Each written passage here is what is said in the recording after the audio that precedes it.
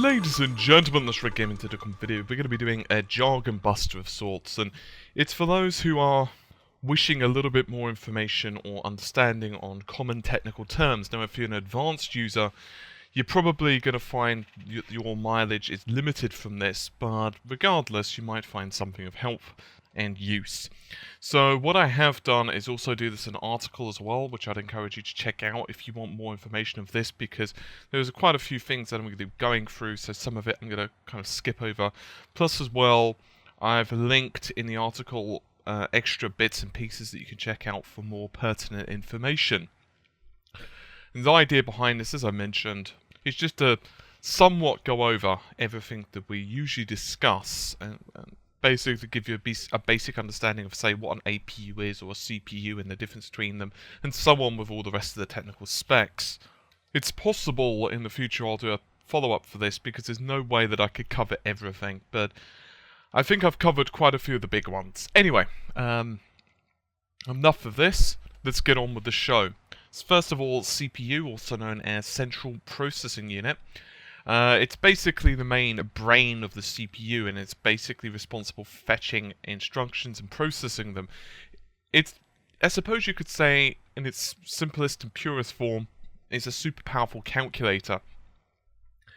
It takes various instructions from memory, processes them. So, for example, 1 plus 1, it would fetch that math from memory, and then, of course, it would process it, and there you go.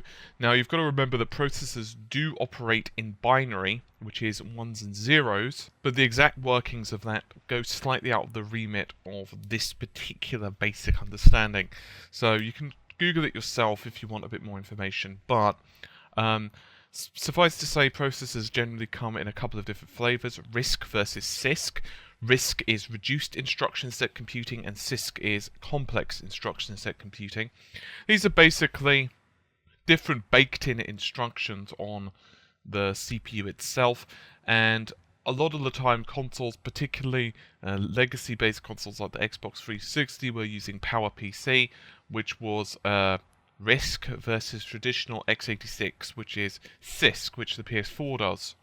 Performance can be measured multiple different ways, including perhaps the most famous one, clock speed, and of course then you've got the amount of CPU cores. There's also other things as well, such as, for example, the amount of cache on chip.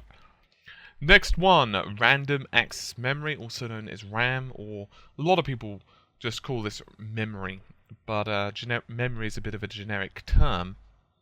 So you could consider this to be the storage area where PC's applications are loaded, or indeed your console applications. Now, do remember that pretty much everything is stored in RAM. That would even include your operating system. But if the system loses power or reset, the memory is lost. So, drivers, main application, data, and pretty much everything else is being stored locally here. Different applications will reserve different amounts. So, for example, not all applications require the same amount. So, for example, very complicated game might require, say, 4 gigs of RAM, or take up 4 gigs of space on inside memory, whereas, say, a simple application like a calculator might just take up like 1 megabyte. So there's a couple of ways you can measure memory performance. The first is, well, how much memory the system has. For example, previous generation systems, the PS3/PS Xbox 360 had 512 megabytes of memory, which was half a gig. And now the PS4/X1 feature 16 times the amount, or 8 gigabytes. Modern day PCs also have at least 8 gigs, especially if they're doing gaming and or graphic work. And in addition to that, there's also the speed. Now, this is typically measured in latency and clock frequency. It's also worth noting, we will get, by the way, more into the speed thing in just a moment, and it's also worth noting that if an application spills outside what's available, so let's say you've got 8 gigabytes of RAM, and all of the stuff that you've got loaded in memory would require, say, 9 gigs, what would happen is applications or parts of the application which haven't been used in a while, it will be basically paged to virtual memory. And that's just going to hold the application in like a temporary storage space. It is worth noting it's considerably slower than proper memory, but it does allow you to load basically more than what your system would otherwise be able to handle. GPU, also known as video card, also known as graphics card, also known as God knows what else, it's undergone multiple different names. This is due to the fact that the GPU itself has undergone multiple different revisions and changes, possibly the most out of actually any component. Originally, it was just primarily for 2D, so it didn't really even accelerate it.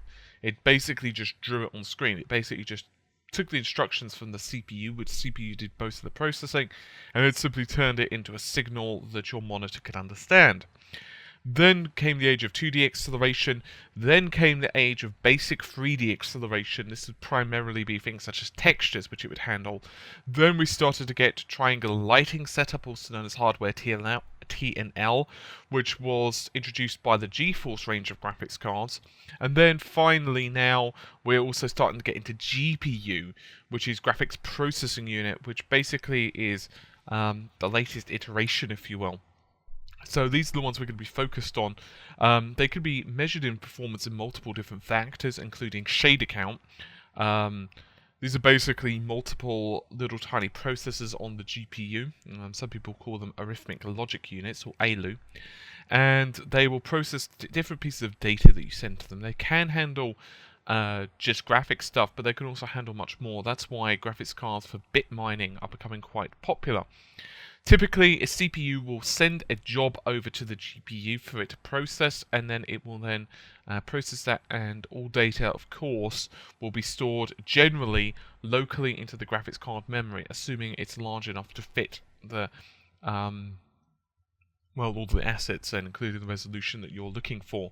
There are other factors which improve or damage your performance, such as, say, TMUs, or texture mapping units, which basically paint a texture onto an image, or geometry rather, paints an image onto geometry. And it's also important to remember that most PCs now have GDDR5, usually on a 256 or 384-bit or 512-bit bus. We'll go more into buses in just a moment, however. Next up is an APU. So an APU is basically a combination of a CPU and GPU. So an APU and a SoC, actually, generally speaking, I know this is wrong, a lot of the times the terminologies are interchangeable for a lot of people, particularly when discussing the Xbox One and the PS4. And we'll get more into this in just a moment when we discuss SoCs. But at the simplest level, an APU pretty much just contains on the same die the CPU and the GPU. The idea behind this is that the GPU and the CPU can easily share the workload between one another. This ties into HUMA, which we'll go into in just a moment as well, and the basic premise is that it means that you can cut out needing to send data through the system's memory, and it also means that you don't have the latency associated typically with something like PCIe. Now, that's not to say that there's not some latencies or issues involved, but they're just somewhat minimized. As I said, this is a brief overview of this stuff, because otherwise I'll be here all day, but some stuff I will be going into much more detail, including APUs and system on chips, which I'm about to discuss now, because they're much more complicated topics, but I didn't want to leave them out with basic explanation. So a SoC, also known as system on chip, as I mentioned, most people get these confused with an APU. It's a case where not all APUs are SoCs. SoCs generally feature other processors and parts on the die. So for example, with the Xbox One, it also features ESRAM, which you might be aware of, and also features, say, the data move engines. You'll also notice things such as maybe a self-bridge or audio or DSP audio, input-output, also known as I/O. Other communications, and all the other bits and pieces you expect are being housed in the SoC. Now, this is generally to make devices smaller and require less power, and are used a lot in like cell phones, smart devices such as tablets and so forth. Next up, we have a motherboard. So you can consider the motherboard, generally speaking, to be the largest component in a system. It's not the heaviest because you've got things such as like CPU coolers, but it's probably about the largest. They do come in multiple different sizes. They come in like miniature, but certainly a fully functional large one is pretty damn big. It looks like pretty much a large printed circuit board, and it pretty much houses everything of the system. You'll feature sockets for your CPU, sometimes more if it's a server-based board, various connections such as USB and FireWire and Ethernet, which are external, and internally you'll have things such as PCIe. Generally now boards come with PCIe 3, multiple different slot types, including up to 16 times, and possibly the odd PCI connection, though they're being phased out now. PCI are pretty old, which, by the way, PCI stands for Peripheral Component Interconnect. The board also features generally SATA ports, also known as serial ATA, to connect like DVD drives, hard drives, and all the other bits and pieces. And also you'll have things such as RAM on there. It also has the bus, which basically means that the CPU can speak to the GPU, and so on and so forth. As I said, pretty basic overview. Then you've got BIOS, also known as Basic Input-Output System. I've put this directly under the motherboard for a reason. If you ever tried to emulate a piece of hardware, a lot of the time it's going to ask you, the emulator is going to ask you for a BIOS. Not all the time, but a lot of the time, to kind of control the emulator. So the basic idea here is it's pretty similar. If you turn your PC on, you'll notice that it's actually going to come up just for a second, and it might say, for example, AmbiBIOS or American Megatrends or something like that. Now that's basically a type of BIOS, and all BIOSes you can get into by pressing like F10 or whatever. Now, a BIOS is responsible for pretty much controlling all of the basic components at their lowest level. So, for example, it'll help to determine boot order, how to say, okay, how do I read this drive? How do I read and understand this hard drive? You could consider it, I suppose, at the very lowest level to be the most basic of basic operating systems. They'll also tell the motherboard, okay, this is how you control this CPU here. That's why sometimes you need to do a BIOS flash and update before you can put in a new CPU. Which can be a bit of a pain, incidentally. Let's say you have motherboard A and CPU A. Well, what can happen, let's say your CPU is fairly new and it wasn't supported at the time or wasn't released at the time of your motherboard. What can happen is you could get these situations where the motherboard just doesn't support the CPU. And I actually had this issue myself, funnily enough. I was installing a Q6600, which is an Intel quad-core, back in the day on one of my older systems. And the motherboard that I had, I don't remember what one it was, but I think it was NVIDIA Enforce board. And pretty much what happened is that I tried to install it, but it wouldn't let me. It just wouldn't recognize it, wouldn't boot. So what I had to do is I had to use an an old E4300 CPU, just so that the motherboard could boot. Then I had to flash the BIOS, and then the more powerful CPU could be installed. It can be a bit of a pain. It's not really an issue so much now, particularly if you're building from scratch, but it certainly has been a bit of a pain. BIOSes can generally be accessed by pressing the small delete key or sometimes F10, and they can also be used a lot now for overclocking. Most of the time it was done by jumpers, which are small little switches on the board. Now that's not really the case. GPGPU. This basically stands for General Purpose Computation on a Graphics Processing Unit. This basically means that you're getting the GPU to process other things other than graphics. So, for example, it can help it do physics, it can help it do crypto mining, is another popular one. It's worth noting that the CPU actually is the thing that's reading the instructions and actually sending them and setting them up to the GPU. So the GPU is pretty dumb. I've actually gone into this a lot already in parallel computing, so if you want more information on that, do search parallel computing on the channel. HUMA. I've done a large-ass article on this already, and I've linked it in the article that I'm linking this video to, so you can check this out. But a brief overview is it means that it's heterogeneous and unified memory architecture. This basically means that traditionally the CPU and GPU have their own memory spaces, even if they're addressing the same area of physical memory. HUMA, on the other hand, does away with this artificial barrier, and it means that the CPU and the GPU can access exactly the same portion of memory. It simply unlocks it. Is pretty much the simplest way to put it. Now, this is a very complicated topic, and I don't really want to go too much into detail in this particular video because I would be here for quite a while. As I said, I have linked it in the article, which you can check out for more information. Next up, we have GDDR5 versus DDR3. These are different types of memory.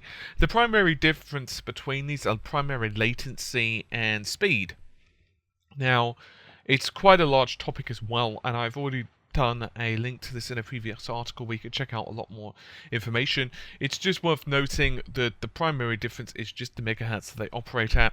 Typically, DDR3 is used for either very low-end graphics cards or for general CPU main system memory, whereas GDDR5 is utilized in like high-end graphics, or actually mid to high-end graphics cards. It's actually not even fair to say high anymore.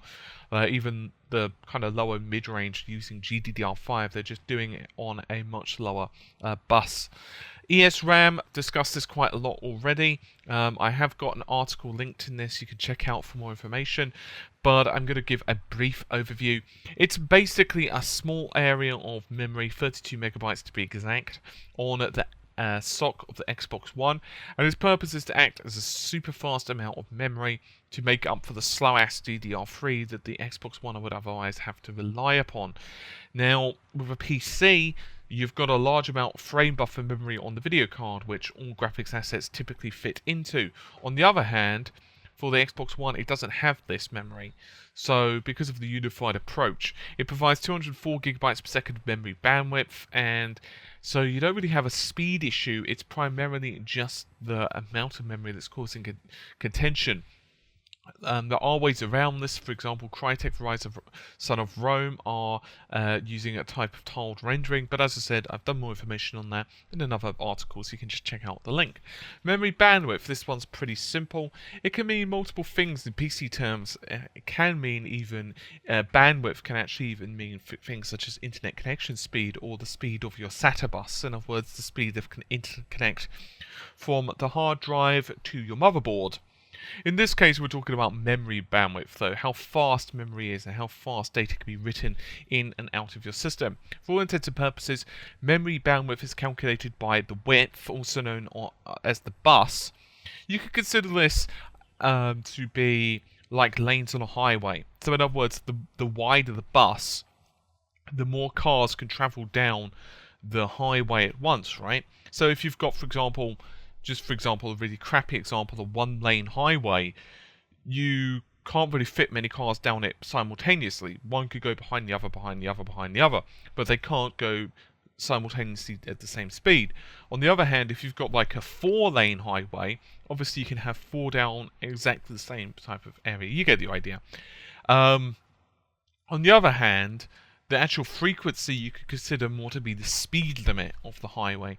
So generally speaking, you would have, like, for example, memory speed vary. For example, DDR3, generally speaking, the fastest is around 2133, unless you like your overclocking or something like that. While on the other hand, GDDR5 doesn't even start to break a sweat until we hit 5500 megahertz. A bus width is typically, as we've mentioned previously, 256, 384, or 512 bits. It's quite literally the amount of data bits that are being pushed down at the time. And, well, the speed is how much data we've moved. You can calculate gigabytes per second. I've got this all written down, so you can check it out if you need more information on this in terms of the maths, because I'm flying over this, but for example, if you use the PS4 as an example, it's using 5500 megahertz GDDR5 memory on a 256 bus. So you can times 256 by 5500. That equals to be 1,408,000. Then you take that number and divide it by 8, and you're left with 176 gigabytes per second. As I said, I've already done that math in there. Internal resolution. This one's a pretty popular one, particularly with this whole resolution gate and complaining over the P of something. In this case, there are two distinct resolutions that we should note. Native versus internal. native and internal versus the output resolution. These are two totally different things. So native slash internal, a lot of people use these terms interchangeably, is quite simply put the resolution that the graphics card is rendering the game at. Now, PCs generally don't have a set resolution. In other words, a gamer could turn it down to like 720p, 1080p, 1440p, whatever the hell they want.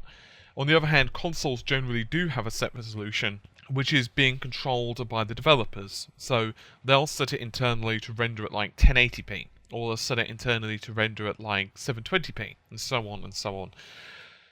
It's worth remembering that despite the fact that the difference between 900 and 1080, so 900p versus 1080p, doesn't sound that much, if you were to multiply 1600 by 900 and then do the same with 1920 by 1080, you can quickly see the huge number of pixel difference. It really is pretty large, and that's what you could do, by the way, for pretty much any resolution.